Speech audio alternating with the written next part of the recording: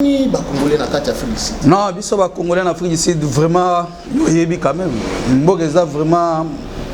ba Sud-Africain ba lingi bisoté. Donc pour nangai nazana posa que non gouvernement na biso fait bundela biso photo zonga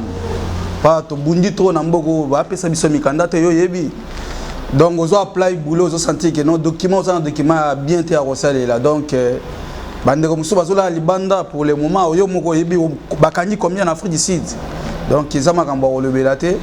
tozo souffrir ka tozo pour ça gouvernement na biso si y a moyen bako aider biso ba chata avion tozonga bande ko basi ba souffrir makasi. Oh en Afrique du Sud ça fait maintenant na ko 18 ans en Afrique du Sud. Alors ils ont moko donc ils allaient qui bien à l'époque mais pour le moment Afrique du Sud ils sont ndenge zala ka libosoté. Mbela na biso kendaki na présidence, mbela na biso kendaki na primature. Et tomoni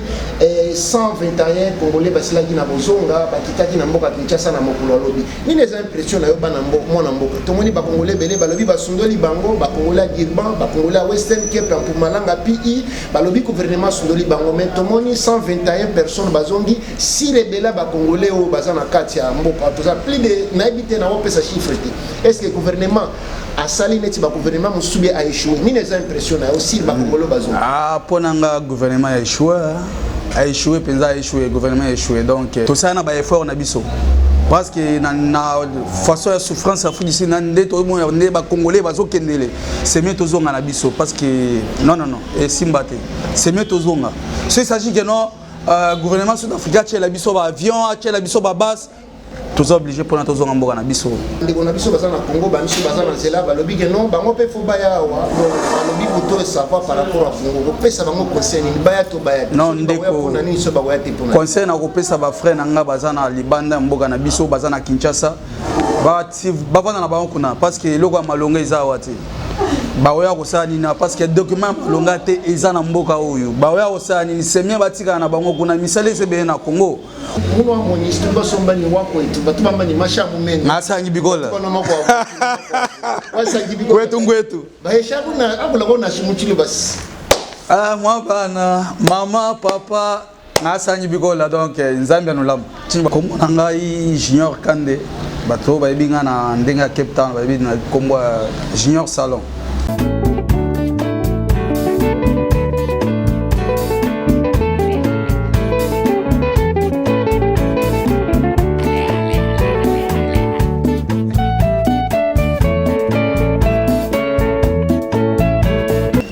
Baike bana mboka batata ba mama bandeko wa boli mbote na bino jambo eno beto abu sanga yoa mbote na ben boye malamu na maenga ni télévision mais na émission na biso to solo la biso na biso nazali wa bino Patrick Chimanga tata maenga ni mwana ya mama Christine Kalanga ndenge bomoni tozali na Afrique du Sud mboka Nelson Mandela Madiba précisément na Western Cape na mboko ebengami Cape Town Mada City et nalobaki nazali kokende par-ci par-là kokuta na baike bana mboka ba Congolais bakata ba mama bandeko aboli tolobela situation ya ba étranger na kati ya Afrique du Sud bomoni nga tovandi pembeni na moko mwana mboka mbote mwana mboka mbote papa eboni na santé liboso na santé kitoko na ngolo mais ka yo yebika station ndenge ezoleka na mboka Olo ba mwa makati te po bayoka kombo na ona ni liboso na kombo na ngai Junior Kande bato ba binga na ndenga Cape Town ba binga kombo Junior Salon baike bana mboka tozali na mwana mboka Junior Kanda Junior Salon ndenge bomoni tovandi na bisika zo sala musala boya boka ta pe suki boya ka vraiment bazo kata suki ya bien ba mama bazo kanga basuki ya bien toza précisément na Salt River ou bien Woodstock mwana mboka adresse za wapi expliquer baike naza na Woodstock na Victoria Road na 236 donc quoi ça na posa mo nanga donc eza opposite Balmora o aibi Balmora na Woodstock donc na pembe na ya na so komeka na Balmora moninga mbala moko baike bana mboka batata ba mama bandeko bolingo bomoni bakati nga suki bien atana za mutu alibanzime bakati kamé suki bien kozana posa omona na kitoko neti mona mama kalanga yaka ba kokata suki pa mwana mboka ba mama ba ser na biso bien nga mona na bino tumona ba mama mwana mama kalanga kozana posa bakanga suki bien obima kitoko ba ser na biso bazali ba osala musala bien boya bo support baike bana mboka ndeko tozonga siko na matière vraiment ila pona olobela boni ba congolais na kati Afrique du Sud non biso ba congolais en Afrique du Sud vraiment yoyebi quand même mboka eza vraiment ba sud-africain balingi biso te donc pona ngai nazana posa geno gouvernement na biso faut bundela biso photo zonga nanu pa to bundi trop na mboko ba pesa biso mikanda te yoyebi donc ozo apply boulot ozo sentir que non document ozo document bien te arosalela donc bandeko muso bazola libanda pour le moment oyo moko yebi bakanyi combien en Afrique du Sud donc ils ont makambo olobela te tozo souffrir ka tozo posa gouvernement na biso si y a moyen bako aider biso bacha ta avion tozonga bandeko basi ba souffrir makasi baike bana mboka mituna eza biso biyano eza baike bana mboka o tozo yamba mais bise biso na Afrique du Sud ça fait combien de temps en Afrique du Sud moi oh na Afrique du Sud ça fait maintenant na koloba 18 ans en Afrique du Sud alors Zamboga Moko donc ezala qui bien à l'époque mais pour le moment Afrique du Sud ezali sous ndenge ezala ka libosote mais concernant nos repères na bandeko na biso bazana Congo bamiso bazana zela balobi que non bango pe fo baya wa balobi buto savoir par rapport à Congo pesa bango concernant baya to baya non ndeko na nini so ba te pona concernant ko pesa ba frère nanga bazana libanda mboka na biso bazana Kinshasa ba vana na bango kuna parce que loko ya malonga eza wati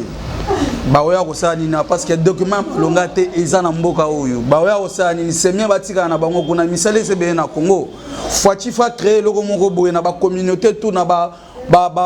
partout na kine ya munene na ba province wana ba Congolais ba jeune ba kosala kayu moko boya donc akobeta bo moko boya 5 ya $5 azobeta ngo par jour donc akobimana combien donc semia za na Kinshasa qui ya Afrique du Sud d'ailleurs ça na Afrique du Sud alors souffrir tata mokonzi ya ekolo mwana mboka Félix Antoine Tshisekedi Tshilombo na banzi ozoka message abayike bana mboka bakongolais Afrique du Sud ndenge bazali kosenga na yo bongisa makambo kwete makambo ezala bien na kati ya mboka mais betele biso na lisolo ba makambo tokaki avant les 30 ke ozala benda bika bwana makambo ezala kindeni na Afrique du Sud bon les 30 bon ezala qui vraiment bon pona ngai bon les 30 ezaki mabia bato o bazaki na mikanda te et puis bakangaki ebele tu vois. Alors surtout sur bande qu'on a biso abasi et belende bakangaki mais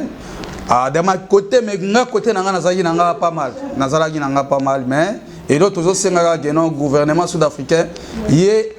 azana posa ya ko aider ba forêt nyati ozo mona tala ba na mboko nde bazo chuba biso bambeli bazo boma biso partout parce que ba mona ke biso ba étranger tozo sala trop par rapport na bango tu vois biso dans l'époque to ya mboko to ba te ke ba sud-afrique ba yebo kanga suki tu vois les lois sud-africains ba prendre ce qui est pas na biso ba congolais donc ba moni ke biso tozo boto la makambo na bango bazana posa ke biso ba étranger to fo ba longwa tala ba shop to ya ba sud-africain donc bazo zo sur étranger donc c'est ça. ezali pasi pe mawa baike bana mboka pona baye éviter sengele na bino boye baete na mokolo lobby vendredi le 17 juillet 2026 121 Congolais basilaki na kozonga na mboka na biso Congo na sima na biso maison média Mayenga ni télévision na sima na biso votre humble serviteur journaliste d'investigation wana mama kalanga kobeta mbela koloba ete gouvernement congolais sundoli ba congolais ezokipe ba congolais te par rapport ne to moni ba bikolo mususu Ghana Zimbabwe Malawi oya intervention na ba ressortissant na bango mais Congo etikala ko sala nango te mais biso to betaki mbela na lobaki nazoko bana koloba na toujours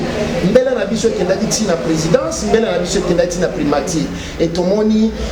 121 Congolais basilaki na bozonga bakitaki na mboka Kinshasa na mokolo lobi nini eza impression na yo bana mwana mboka tomoni ba Congolais belé balobi basundoli bango ba Congolais Girban ba Congolais Western Cape en Mpumalanga PI balobi gouvernement sundoli bango mais tomoni 121 personnes bazongi si rebela ba Congolais o bazana kati ya mboka toza plus de na habité na opesa chiffre est-ce que gouvernement a sali neti ba gouvernement musubi a échoué ni les impressions na aussi ba Congolais bazo ponanga gouvernement a échoué penza a échoué gouvernement a échoué donc tout ça na ba effort na biso parce que na façon de souffrance Afrique du Sud nande to mo ne ba congolais bazo kendele c'est mieux tozonga na biso parce que non et simbate c'est mieux tozonga si s'agit que non gouvernement sud-africain tient la biso ba avion tient la biso ba base tous obligés pour tozonga mboka na biso. Mais problème que le gouvernement sud-africain au sala ngote to moni ba pays mususu za ba gouvernement na bango nde baye. Non eza ba gouvernement bango te ezande non le président ya Afrique du Sud asona ba président ba pays mususu kenonde boza wana biso to kocha ba matériel en jeu bozongi sa bandeko na biso bandeko bamoni ke non na mboka to ko kate semi bazonga tala ba Zimbabwe bazongi ba Malawi bazongi ba Congolais biso to Congo za musika yo yebi. Alors Kolongo ti Kinshasa combien d'avions d'abord et à des avions. Alors biso to lingite to ko financer parce que non gouvernement biso tient la biso avion to za capable de rozonga. Mais betambela lobela gouvernement lobela tata mo conseil ekolo Rolanda yo. Non béton. Wakwet. Donc Dina Djanime Mwanza junior Kande nja kwa journaliste nji jinga jani ute Kandeka. Tuingana kwetu mijumu nyabunya kwenza kwetu kuleke jibana bajiba kenga mnemba buji donc de retour il faut kuingana kwetu makutaju kwetu merci na base tata mo conseil ekolo mwana mboka Félix Antoine Tshisekedi Tshilombo président de la République outi koyoka mbela ya baike bana mboka na kombo ya Junior Kane mais totele melaka makambo ya xénophobie bana ozonga te tolo belano ba congolais boni ba congolais comportement ba congolais ani tolingani ou bien tolingani non communauté congolaise en Afrique du Sud tolingani penza te bolingo eza pete pona nini bon wana penza na ebité depuis nga na koma na mbogo na biki communauté na biso toujours kaka je sais pas comment na ko expliquer yo donc olingi te muto progresser olinga muto azala kaka yo leka moninga tu vois donc na communauté na biso na ndenge Afrique du Sud en tout cas vraiment sorry ezali pasi pe mawa bayike bana mboka bino bayebo kolanda biso partout dans le monde na mikilinyo surtout boki ndenge mona mboka uti koloba ke congolais alingani te mais pona nini congolais za motema mabebu mais tomoni na kati ya communauté na biso ba église za belé ba pasteur bazo tete ba congolais batika motema mabebu wana ko le belango te me yo moko yebi ozana mboko ume na Afrique du Sud yebi que tous les pasteurs qui sont en Afrique du Sud comme ba tricage yebi donc bon va sala ensemble respect belé pa na bango mais elonga na rolo bagaki na lobela makambo ba pasteur te merci moi na mboka lobia lobela makambo ba pasteur te ba pasteur to koluka bino mayanga ni na télévision koluka ba pasteur ba sali ensemble de façon que bo expliquer biso pona nini bino bozo te ya baike bana mboka batika motema mabete bozo te ya bango ka bomengo bakende lola et bakende parci par là mais moi na mboka ba congolais ba lobi ba ser na biso boyo zalinde kwa moi c'était zande kwa mobali mais na solai na ba congolais miso ba lobi ba ser na biso bazali ko mener vie difficile pona bandego na biso ba mibali c'est-à-dire congolaise bazali ko mener vie difficile pour na ba congolais eza bosolo te ezalo non eza lokuta ba ser na biso na ndenga mboka libanda baza na ba caractère moko mabe donc bazo misi comporter bien te tu t'imagines que non mobala uti musala zongi ser lamba badi azoli ko lamba badi te de mobala face ele nyonso wana eza lokuta ba ser de comportement na bango eza vraiment bizarre wana penza ba va souffrir trop yango moni ke ba ebele vraiment préféré na bimana na sud-africain que non bimana congolaise oso mwana ba guerre bebimi na mboko oso mwana ke biso tozo préféré que non sud-africain bazolo ba que non so botiki mibana biso bazongi il faut to na bango c'est par rapport que ba ser na biso ba comme mu focus kana ko kanga basuki ko bimaka ba ke ko mela masanga bazongi ba donc kaza na ta libala te tu vois donc côté wana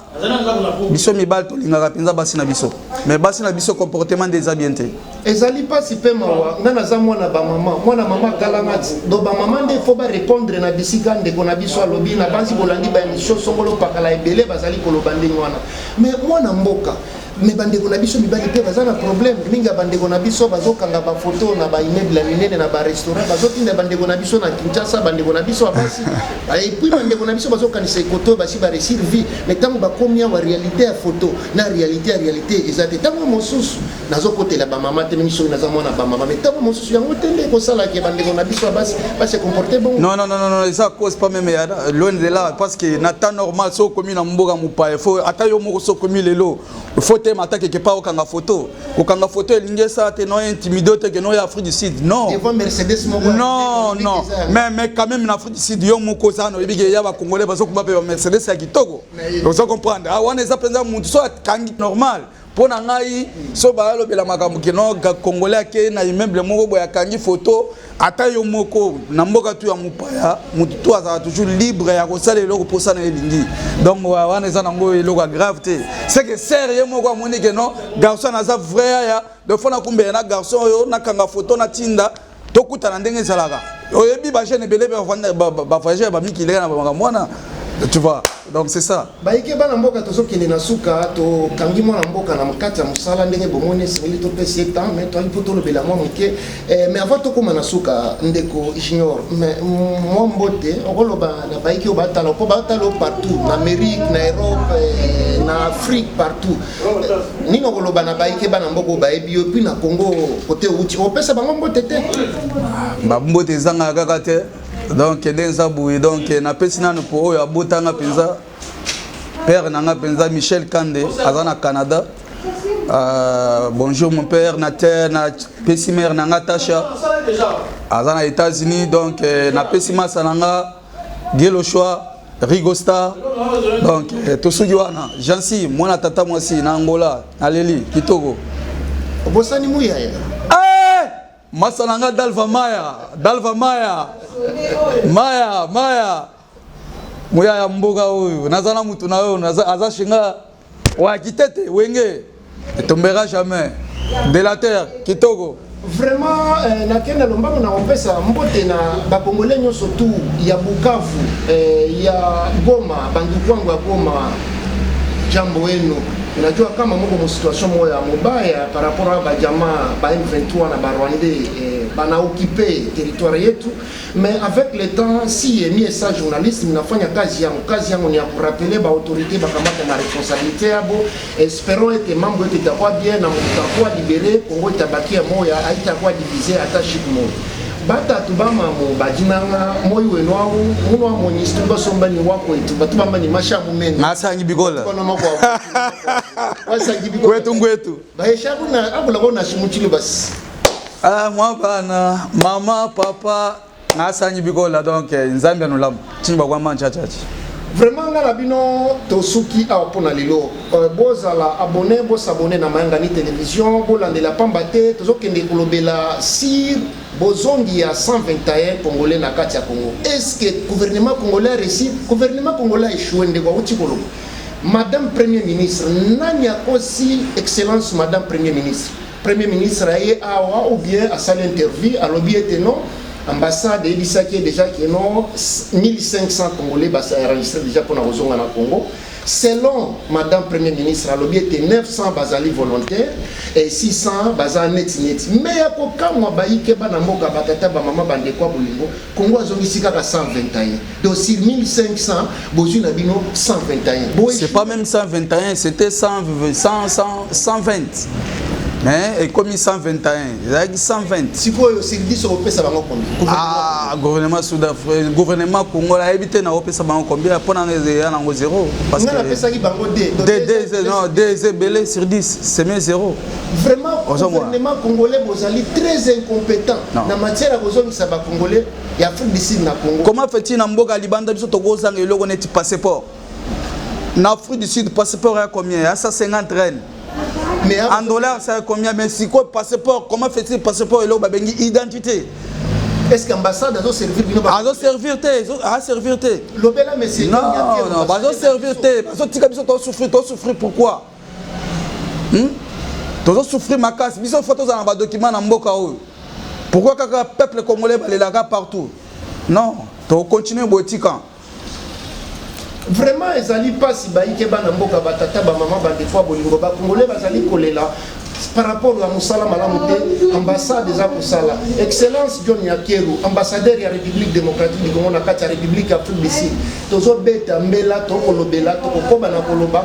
bongisa esalela musala vraiment nga na bino to suki apona lelo ndeko nanga tamo mususu soko za na eloko moko kolobona lobaki te na tunaki te okoloba eloko akolobeza te ezaka ke na gouvernement ife ebundela biso pa to souffrir makasi na mboko biso toza na posa tozonga Kinshasa toana misala ya osala donc faut bobundela biso to souffrir makasi na mboka oyo bandeko na biso agoma Bukavu mwa liloba eza te ata mwa mbote napesi bana mbote nalembi makambo Goma nalembi. Merci mon amboka. Merci papa. Merci. Merci. Baike bana mboka batata ba maman bande kwa bolingo zamba pambola bino apambola ba Congolais apambola République démocratique du Congo apambola République Afrique du Sud apambola pe Patrick Chimanga tata Mayanga ni journaliste d'investigation mon maman Kala. Merci. Bye bye Natacha, mon cœur, la dame de Junior Kandé. Merci. Tasha. Merci papa. Merci mon amboka.